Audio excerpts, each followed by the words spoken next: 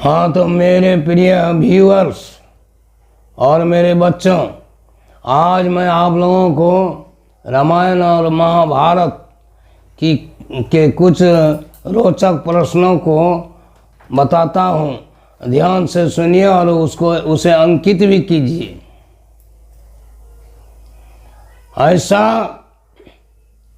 ऐसा कौन सा ऋषि था जिसका वंशज आगे चलकर अत्याचारी दैत्यराज हुआ?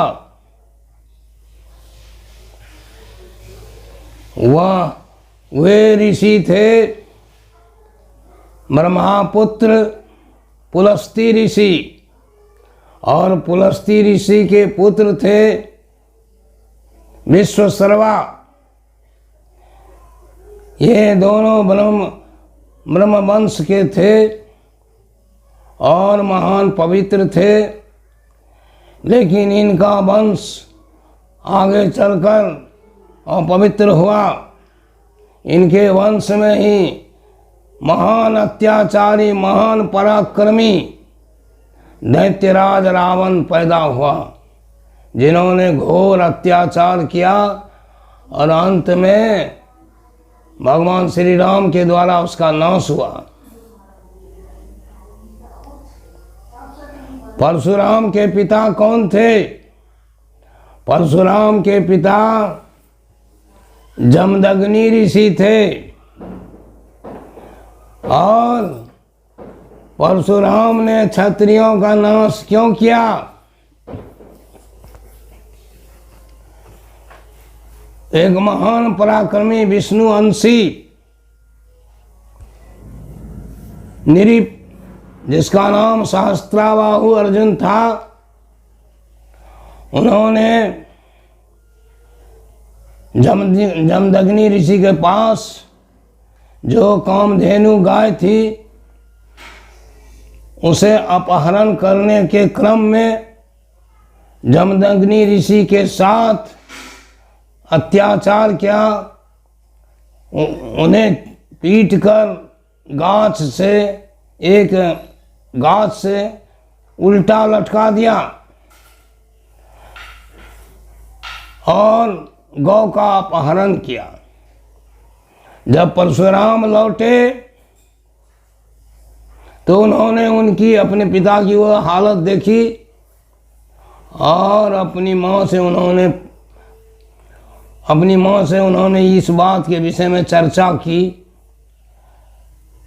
तो उन्हें मालूम हुआ कि सहस्त्राबाहु अर्जुन ने इस तरह मेरे पिता की दुर्दशा कर दी है। उसी समय उन्होंने यह कसम खाई, उन्होंने यह प्रण किया कि क्षत्रि विहीन करिहम ही भुज उठाए अपन किन्न।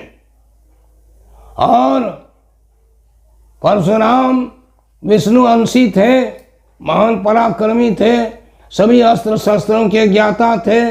उन्होंने सहस्त्राबाहु को बुरी तरह से पराजित किया और उसका वध भी किया। इसके साथ ही साथ उन्होंने बहुत से क्षत्रियों का नाश किया।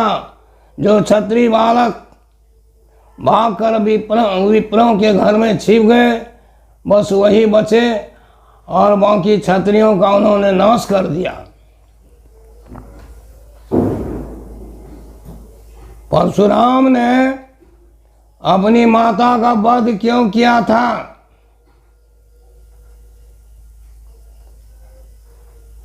सहस्त्राबाहु अर्जुन जल की क्रीड़ा जब कर रहा था, उस समय परशुराम की मां पानी लाने गई थी तालाब में। उन्होंने उस क्रीड़ा को कुछ देर तक देखा और कुछ आने में उन्हें विलंब हुआ।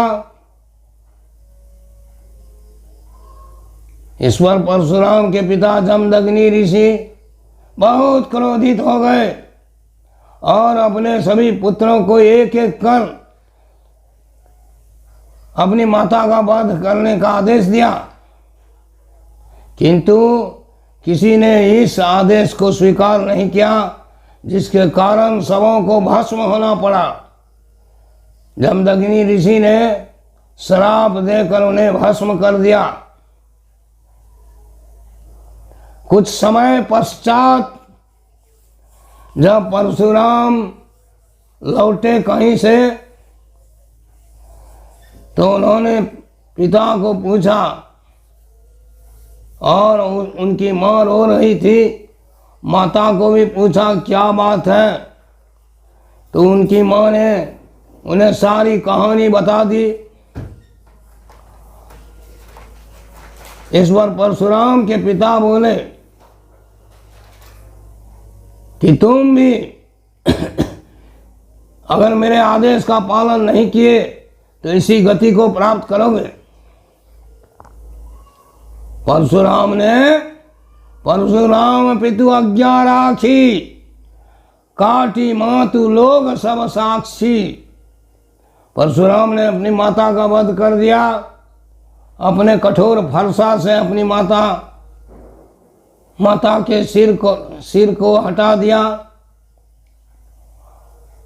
इस पर परशुराम के पिता जमदग्नि ऋषि बहुत प्रसन्न हुए और कहा, मांगो, क्या वरदान मांगते हो, तुमसे मैं अत्यंत प्रसन्न हूं।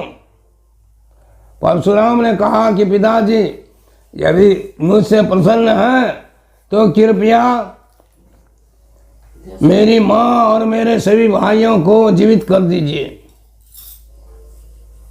तो ऐसा उन्होंने किया। फिर सभी जीवित हो गए। और सुनिए, महाभारत युद्ध में किसकी विजय हुई थी? आप कहेंगे कि पांडवों की विजय हुई थी। नहीं, विजय हुई थी धर्म की विजय हुई थी। क्यों? कृष्ण ने कहा था अर्जुन को कि तुम लोगों के साथ मैं इसलिए मैं तुम लोगों का साथ देता हूं कि तुम लोग सभी भाई धर्मावलंबी हो, धार्मिक हो। यदि धार्मिक तुम नहीं रहते तो मैं तुम्हारा साथ नहीं देता। वास्तव में धर्म के कारण उनकी जीत हुई। वे लोग सभी भाई धर्मात्मा थे। और जिस समय दुर्योधन अपनी माँ से आशीर्वाद लेने गया तो उसकी माँ ने कहा, दीर्घायु भवा। तो दुर्योधन ने पूछा, माँ, आप मुझे युद्ध विजयी होने का आशीर्वाद क्यों ने दी? इस पर गंधारी, उनकी माँ, दुर्योधन की माँ गंधारी ने कहा, यतो धर्मः ततो कृष्ण, यतो कृष्ण ततो जयः। तुम युद्ध अनावश्यक करते हो, तुम्हारी जीत कैसे होगी? जहाँ धर्म है वहाँ कृष्ण का वास है। जहाँ कृष्ण का वास है वहाँ संसार में पांडवों को कौन पराजित कर सकता है? लेकिन दुर्बुद्धि दुर्योधन ने उनकी बात नहीं मानी। अंत में युद्ध किया और मारा गया।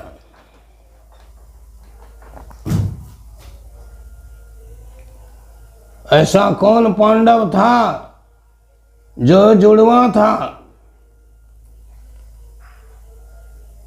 वह था नकुल और सहदेव, पांडु पुत्र, किंतु उनका जन्म अश्वनी कुमार से हुआ था और दोनों भाई अश्वनी कुमार के पुत्र थे। ऐसा कौन महारथी था महाभारत काल में जिसके शरीर में देवासुर अभेद्य कवच कुंडल था? और वह कवच कुंडल क्या उनके शरीर में सब दिन रहा? वह महारथी अंगराज कर्ण था। अंगराज कर्ण दुर्योधन का परम मित्र, दुर्योधन का मित्र था। वो सूर्य पुत्र था कर्ण। उनके शरीर में जन्मजात स्वर्ण कवच कुंडल उनके चर्म में जड़ित था और वह कवच कुंडल देवासुर अभेद्य था।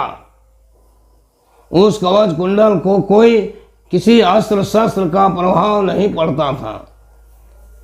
उस कवच कुंडल पर किसी अस्त्र शस्त्र का प्रहार निष्फल हो जाता था।